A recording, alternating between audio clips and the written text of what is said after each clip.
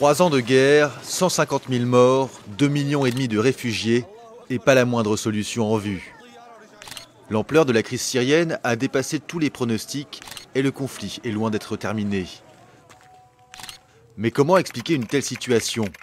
Comment le soulèvement pacifique du printemps 2011 s'est-il transformé en un bain de sang généralisé? Pour comprendre, il faut passer en revue les différentes facettes de la crise. Le conflit en Syrie est d'abord une guerre civile. D'un côté, les rebelles, principalement des sunnites, la communauté majoritaire en Syrie. Ils occupent le nord, la banlieue de Damas et des zones rurales, au sud et au centre du pays. De l'autre côté, les loyalistes, qui s'appuient sur la communauté alaouite, une secte dérivée du chiisme dont le clan Assad est issu. Ils tiennent les grandes villes, dont la capitale, et la plaine côtière, une zone de peuplement alaouite. Les forces pro-régime se sont récemment emparées du Kalamoun, une montagne en lisière du Liban. Les insurgés ont répliqué en pénétrant au nord de Latakié. Ailleurs, le front est à peu près stable.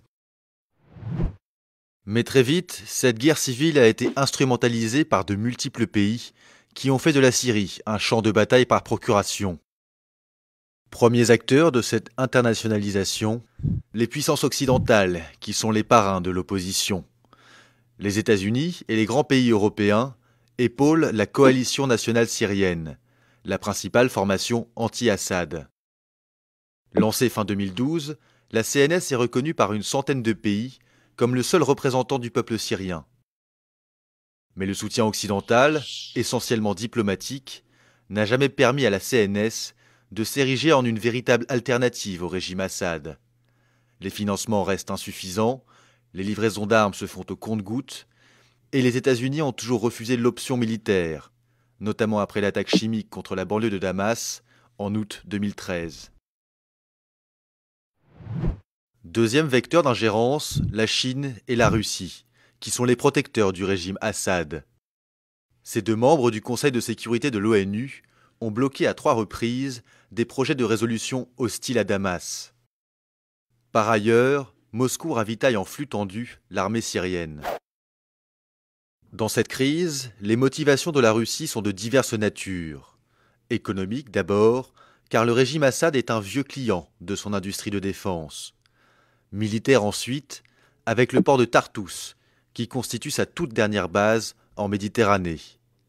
Mais aussi et surtout géopolitique, car le Kremlin a très mal vécu l'intervention de l'OTAN en Libye en 2011, qui était censée se limiter à la protection des civils et qui a abouti au renversement de Kadhafi. Hors de question pour Vladimir Poutine de laisser ce scénario se répéter, surtout dans une vieille zone d'influence comme la Syrie. C'est ainsi que le soulèvement anti-Assad est devenu la proie d'un nouvel affrontement entre Est et Ouest. Troisième intervenant étranger dans le conflit syrien, les monarchies sunnites du Golfe, et notamment l'Arabie saoudite. Riyad a vu dans la révolte syrienne l'occasion d'affaiblir son adversaire numéro 1, l'Iran, le géant chiite dont le régime Assad est le principal allié au Proche-Orient. L'Arabie saoudite, mais aussi le Qatar, ont multiplié les livraisons d'armes à des brigades rebelles via la Jordanie et la Turquie. Parallèlement, des donations privées ont afflué grâce à l'activisme de cheikh salafistes basés au Koweït. Avec le temps, les financiers du Golfe en sont venus à soutenir des formations de plus en plus extrémistes, comme le front Al-Nosra et la brigade Ahrar al-Sham, qui sont proches d'Al-Qaïda. Plus au nord, le gouvernement turc, très opposé à Damas, a joué lui aussi avec le feu, en laissant passer sur son territoire les recrues de l'État islamique en Irak et au Levant, un autre groupe djihadiste. En face, le régime Assad bénéficie du soutien de ses alliés chiites, quatrième et derniers acteurs de l'instrumentalisation de la crise syrienne. L'Iran fournit à Damas de l'argent, des armes et des conseillers militaires. Il y a aussi le Hezbollah, la milice chiite libanaise. Au début du conflit, ces combattants se contentaient de patrouiller le long de la frontière avec la Syrie. Mais peu à peu, Ils ont été associés aux offensives des troupes gouvernementales.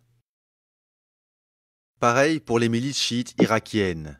D'abord affectées à la défense du mausolée chiite de Sayyeda Zainab, elles sont désormais déployées dans tout le pays, notamment à Alep.